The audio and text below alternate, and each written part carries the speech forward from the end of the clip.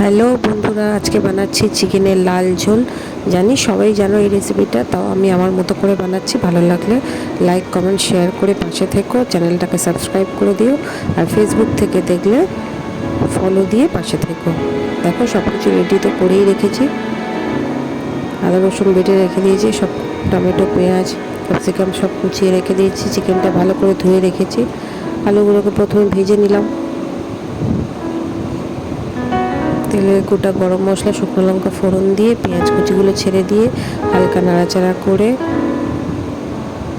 tomato কুচি capsicum কুচি দিয়ে ভালো করে নাড়াচাড়া করে স্বাদ মতো নুন দিয়ে